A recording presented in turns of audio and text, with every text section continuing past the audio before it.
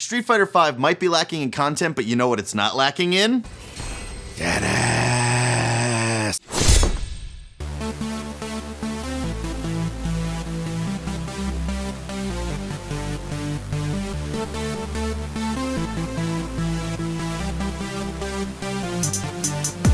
Hang on, before we start, let me set my match settings to search. Maybe we can get a few matches in during the video. Alright, there we go.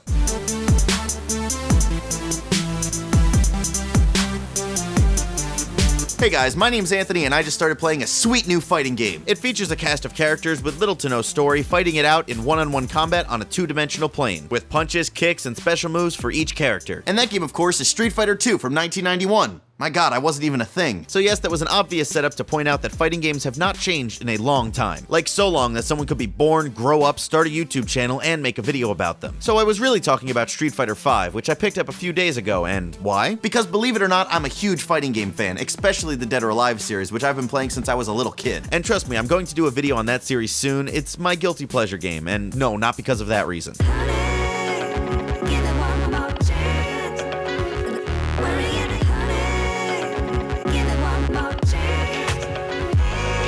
Alright, maybe a little bit because of that. Street Fighter V is the new game in the long-running fighting game franchise, and it's about time. I looked up Street Fighter 4's release date and then counted to 2016, and I was shocked. 8 years! Has it really been that long since the fighting game renaissance of Street Fighter 4? Not counting the millions of updates they did to that game. I remember when Street Fighter 4 launched, I picked it up because I really wanted to get into one of the hottest fighting game franchises at the time. That didn't end up working out, but just the other day I said the same thing about Street Fighter V. Popped it in, started playing, and felt like it was 8 years ago, instantly. Now if you want a quick review, yeah, the game is lacking content. It's bare bones like Street Fighter 4 was when it came out. This is kind of the fighting game way, and while it's not something we should accept, it's kind of standard practice at this point. Release the base game, then update it with more features and characters over time. I don't like it, but that's what happens, and there's already enough videos on the internet complaining about that stuff. It is weird discussing content in a fighting game though, because the best parts come from interactions with other players, whether it be online or like it used to be in the arcade. But what is there is a solid fighting game, which is what you'd expect from this name. And while it's a solid fighting game, it's the same fighting game I played 8 years ago, and the same fighting game others played 8 years before that. That's why I wanted to make this video asking the question, are fighting games perfect? A new challenger appears!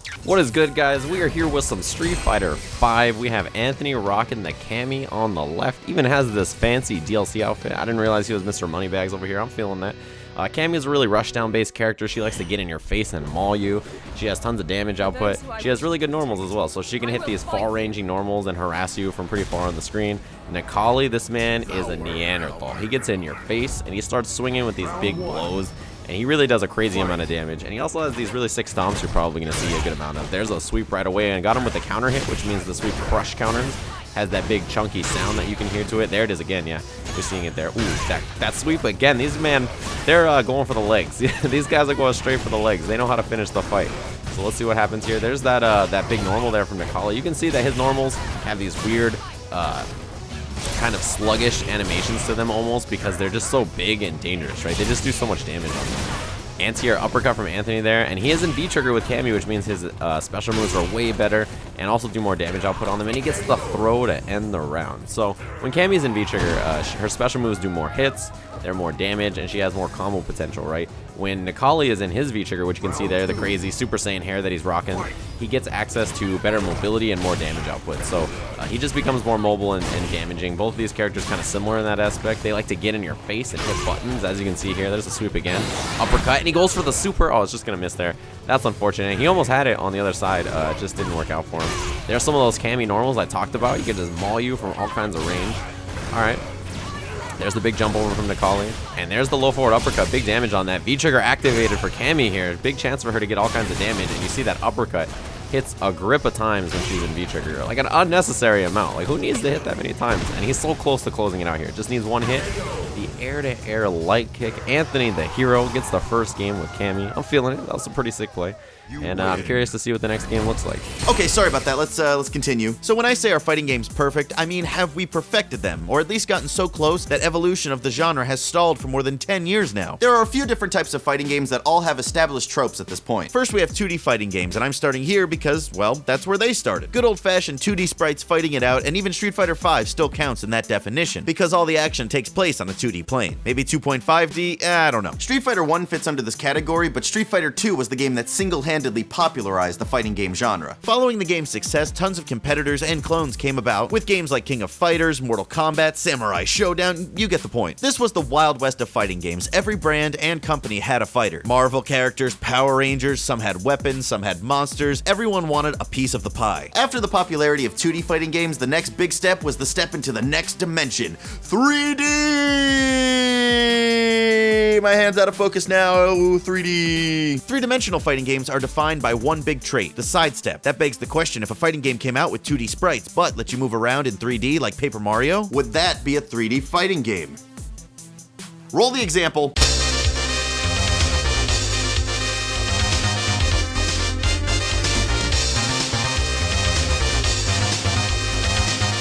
Anyways, a sidestep is basically the ability to move around an enemy in 3D space, so instead of worrying about just jumping over the enemy, now you can walk around them as well. This genre was popularized by the game Virtua Fighter, one of the first examples of polygonal characters in a fighting game. Sadly, the Virtua Fighter series has been dormant for several years since its last release in 2006, but some of its characters have been featured in the latest Dead or Alive game. Other 3D fighters followed in Virtua Fighter's footsteps, creating long-running series like previously mentioned Dead or Alive, Tekken, and Soul Calibur. And even some 2D fighters transitioned over to add a 3D spin to their old 2D style. Now, this last subgenre I'm adding because when I look at fighting games, I see three distinct types: 2D fighters, 3D fighters, and arena fighters or party fighters. These are games like Smash Brothers, PlayStation All-Stars, and you can even throw in older games like Power Stone in here, where multiple players duke it out in a simple, more party-like experience. And relax, I know there are Smash tournaments, but overall the games are simpler in their mechanics compared to others. I would talk more about these, but all I have to do is say Smash and you get it. They've kind of cornered the market on these types of games. So there we go, three types of fighting games, and I think every variation in the genre can be summed up in one of these three. A new challenger appears. Into the next match, we have some more Cammy from Anthony. He's sticking to his guns. That's apparently what he knows and loves.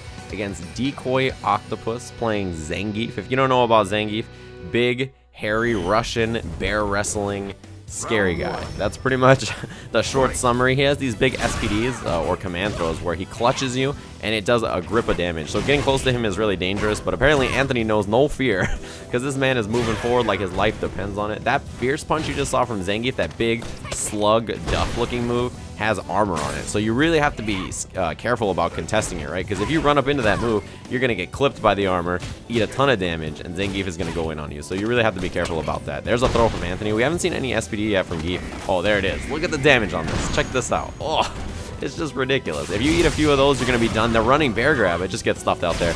Another command throw from Zangief. He runs up in your face, grabs you, gives you a little dunkaroony. And here it is. It's going to be big damage again. Zangief with a little life lead here. Gotta be careful. And there's that drill just to get away from Anthony. Oh, but the big mistake, gets the suplex on the backside and the super. Is he gonna block? He does. And the first round here to Decoy Octopus. Anthony not looking like quite a hero like he did against the collie. He's got to be more careful, right? You can't be so reckless against the big man, because otherwise he'll just clutch you, take you from the top rope, and just do a ridiculous amount of damage. So you have to be careful about approach. Okay, back throw again, boom, dunks. Oh, and there's the uppercut again. I like it. He just says, get off me. You got to respect my space. I like it. Dunked. Oh, no uppercut that time from Anthony. This time he just runs up in his face and goes for the clutch. And a little girl grabbing Zangief like that just doesn't make sense to me. But, you know, it is what it is. Realism aside, you know, you just got to let it happen. Zangief, still so dangerous here. He really just needs one big, scary command throw, and it could be it. Oh, the slobber knocker to the face. Anthony gets back throw, though. Oh, this is his chance. Oh, he gets another sweep. Can he do it? Oh, but he gets blown up by the lariat there. You got to be careful.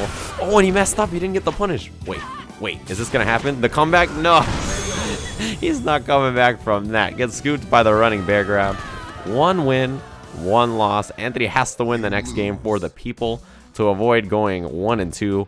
He's got to win. He's got to get the W. Sorry, the thrill of the fight calls to me. Let's continue. So fighting games are an established genre, and we have subgenres in the big genre, and over the past 10 years, I'd say we haven't had any change to really shake it up. In the early days of fighting games, there were tons of people trying to copy what Street Fighter 2 did, but those days have passed, and fighting games, like many other genres, have become passé. I used a fancy word. Are you guys proud of me? So I guess a lot of my points could be applied to other genres that are no longer in the limelight. Like how platformers aren't a huge thing anymore, except for a few big names. Same with real-time strategy games. Like these, fighting games are old, not the hot thing they were years ago. And because of that, we have seen less and less games over the years. Just to show you how old this genre can feel, look what Street Fighter V says when you lose.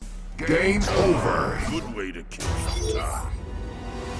I haven't heard game over in like 10 years. So sure, they're still around with a few big releases every year, but that's it. And most of those games that come out are huge franchises. That's why we're on Street Fighter 5, Dead or Alive 5, Tekken 7. Jesus. So with these games being around for so long, have we perfected them? I mean, sure, there are balancing issues that always need to be adjusted, but overall, have we just figured out how to make a fighting game? Is there nowhere left to go? You get a cast of characters, usually at the very least 12, put them on a grid, throw in some modes, story, not necessary, but bonus points if you do. So why have companies stopped trying to make new fighting games, new IPs? Here and there, you see a new game like Skullgirls, or some anime-themed fighting games, but nothing to really go up against the big guys anymore. Not like the times of the arcade, with every company having their own franchise to compete. Maybe it's because fighting games are a niche. A big niche, but still a niche. Am I saying that right? Niche?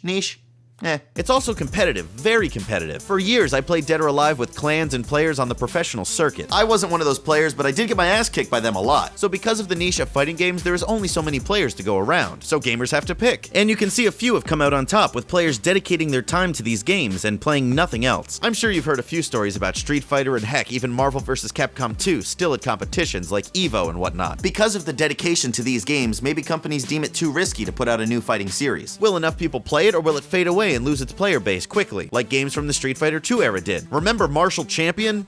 No? Well, of course not, because it was just another in a long line of Street Fighter 2 clones that nobody remembers, while people still today play Street Fighter 2. So where can fighting games go from here? The whole nature of this video makes that kind of hard to answer. We know what works and doesn't work in fighting games. I guess first-person fighting hasn't really been done right, so maybe that could be a thing? A few games have tried to shake it up, like the Dragon Ball Z games, that have free movement around an area and allow the fight to take place all over the map. But as I said, I feel like that's just an extension of 3D fighting games on a bigger scale. Perhaps an even bigger focus on online play, and building a community that plays together in groups. Dead or Alive was always really good at this, allowing players to make lobbies where everyone could watch the fight going on. Maybe take that idea further, reviving that old school arcade feeling at home. Honestly, I'm not sure what the next innovation could be. And that's what's great. Someone will come along and figure out the next big thing and everyone will copy that. But what is that? So question to you, what do you guys think the next big innovation in fighting games will be? Ooh, maybe a future game designer will read your comment and then years later make a game with that revolutionary idea and change the market as we know it. Then you can sue him for taking your idea. So leave a comment. I do feel like it's time for a new fighting franchise, and I mean something big. I know I said it may be risky for a company to start up a new IP, but it just feels like the right time. While other series are getting stale, imagine a huge new franchise just coming out of nowhere from a big publisher like EA or something. Just saying it would be interesting to see, and I think the time is right. If you want to make a fighting game, hit me up. I got some ideas. The fighting game genre is still around for sure, but it's become comfortable where it's at. So hopefully something new comes along to shake things up, but until then, I'm going to continue loving Dead or Alive, and I can't wait to dig deeper into Street Fighter 5. I've really taken a liking to Cammy in this game because she's a really fast character with cool special moves, combos, and deadass. Let's end this with one more good fight. Superman, take it away. A new challenger appears. We are here with the final match, Cammy versus Nash. Phantom Photon rocking this Nash. And the thing about this character is that he has a projectile, the Sonic Boom, with great recovery, right? So he can actually keep you away pretty well, and he has some pretty good offense of his own. So you got to be careful from Nash. He can hit and run really well, get in, get out, create that space. But when you get in his face and start trying to maul him, that's where Nash really has troubles, right? If you get in there, you start hitting buttons, it's not a good time. And what an uppercut from Anthony. This man keeps it simple, right? He's either uppercutting, he's either sweeping, or he's doing a throw. This man has rock, paper, scissors on deck to play some Street Fighter. There's the sweep.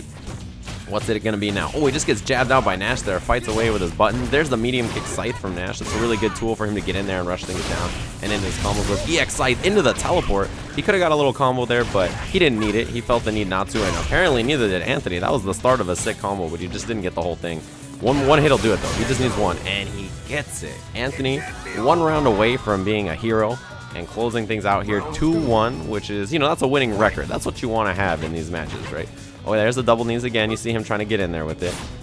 It moves you forward. It's a really good normal for that purpose. All right, in there with the drill. Gets the sweep. What's the mix-up? Oh, he went for an uppercut. I think he just didn't get it. And now Phantom Photon's on the offense, trying to get in there and make it happen. But he's just getting clipped by all these normals from Anthony. And again, the uppercut. He's so close. And he has super, so you have to be careful here that he might land super at any point, which is going to be massive damage as well. All right. Oh, jumps over the Sonic Boom, but just gets clipped by the end of it. That's unfortunate. And there's the super. I'm not sure if this is going to be enough. I think he's going to live with just the pixel, right? Yeah, he does. So now Anthony has to close this out. What is it going to be? Oh, he gets stuffed by the jabs, and he's got to be careful. V-trigger popped. He has the drill, and he gets it. The V-trigger drill so fast. You just can't see it. And that's going to be that. Anthony, 2 games to 1. That's a winning record. We'll take that. You always want to take the winning record. Good stuff to Anthony for clutching things out with this Cammy play. Really impressive stuff. Guys, special thanks to Supermansajam for doing the commentary on this video. He does an awesome job with a super quick commentary. He knows so much about Street Fighter. Go check out his video breakdowns over on his channel and go check him out. He's all in Street Fighter 5 right now. Thank you guys so much for watching. I really appreciate it. If you like this video, make sure you hit that like button to support the show and subscribe to the channel if you're not. Also, if you guys want, check out Culture Shock Network on Twitch. We stream every Friday and Sunday, and I'd love to meet you guys on there in person. So come on by, hang out, join the party. Again, thanks for watching, and I'll see you next time. Really fast walk speed right off the bat. Her dashes are actually not super fast. They're just pretty average, and the forward dash doesn't go very far at all, as you can see there. But her walk speed is so quick that she probably won't be dashing around a ton. See her jump arc there, pretty normal. She also has a dive kick for mobility, which is really nice.